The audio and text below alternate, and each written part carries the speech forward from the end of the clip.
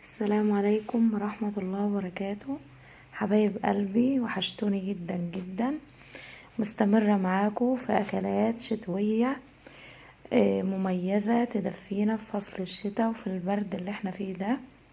النهاردة هنعمل مع بعض يا حبايب قلبي طاجن الكوارع في الفرن، وهنعمل كمان محشي مشكل، كل أنواع المحشي بإذن الله.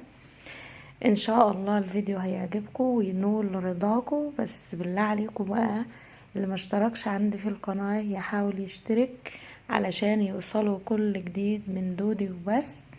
بحبكم في الله. يلا بينا نبدأ الفيديو بتاعنا النهاردة. بس قبل ما نبدأ ياريت كلنا نصلي على رسولنا الكريم. اللهم صل وسلم وبارك على سيدنا محمد وعلى آله وصحبه أجمعين. حبايب قلبي، يلا بينا نبدأ ونشوف مع بعض مكوناتنا النهاردة اللي استخدمتها في طاجن الكوارع وكمان في محشي المشكل الجميل. أكلات شتوية لذيذة وجميلة جدا جدا. يلا بينا نبدأ الفيديو بتاعنا. طبعا معايا رجلين الكوارع، ودايما يا جماعة نطلب من الجزار الرجلين اللي قدام علشان هي اللي بتبقى يعني دسمة كده وحلوة وتخينة. بينضفها طبعا وبيديها لنا متقطعة جاهزة زي ما احنا شايفين. معايا بصل وكل انواع البهارات، معايا فلفل حامي وفلفل رومي، معايا طماطم، معايا كاتشب، معايا كل الحاجات اللي شفناها مع بعض، ومعايا الثوم. سلقت الاول الكوارع كده في مية وغليتها كويس جدا، وصفيت المية وغسلتها تاني ونقعتها بالليمون وبالخل وبالملح.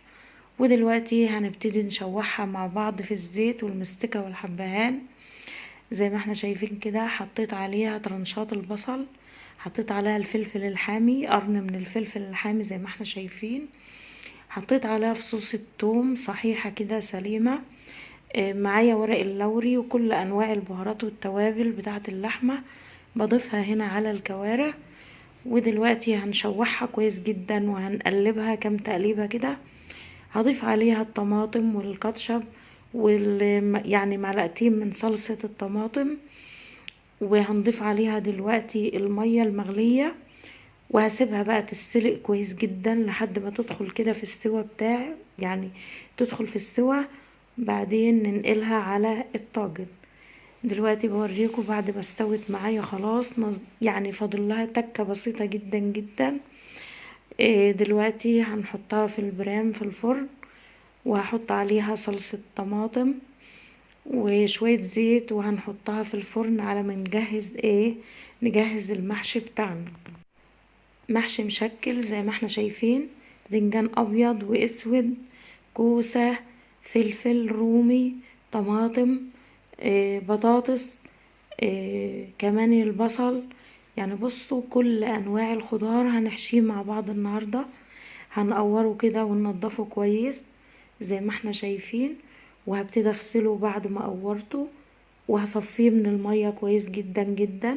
في الوقت ده بتكون التسبيكة بتاعتي على النار، وضفت عليها الرز والبصلة النية زي ما اتفقنا قبل كده، وضفت عليها الطماطم.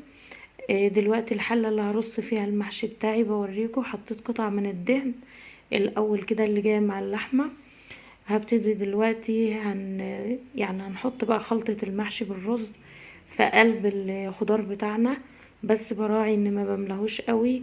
يعني هتلاحظوا كده ان في يعني كل صابع محشي في الخضار تلتينه بس من الحشوة مع الرز، علشان لما بيستوي هو يعني بيتضاعف حجمه. ودلوقتي هضيف عليه الشوربة بتاعتي كانت بتغلي على النار، طبعا شوربة الكوارع.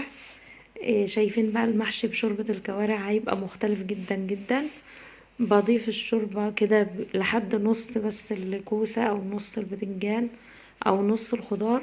انا موقفاه في الحلة زي ما احنا شايفين، وهسيبه يستوي على النار. وده الشكل النهائي لطبق المحشي المشكل بتاعي يا جماعة. هنشوف مع بعض كمان طاجن الكوارع دلوقتي لما هخرجه من الفرن. هيعجبكم وان شاء الله. يعني الفيديو كان سريع بس يا رب تكونوا استفدتوا مني. طبعا كلكم اساتذة وانا بتعلم منكم، بس كلنا يعني بنساعد بعض وبنفيد بعض. لو معلومة صغيرة خالص طلعتوا بيها من الفيديو بتمنى دعوة حلوة من قلبكم لدودي. بتمنى كمان بقى تضيفوا اللايكات علشان الفيديو ينتشر. بحبكم في الله، والسلام عليكم ورحمة الله وبركاته. مع تحياتي دودي وبس، وإلى اللقاء في فيديوهات تانية كتير بإذن الله. السلام عليكم ورحمة الله وبركاته.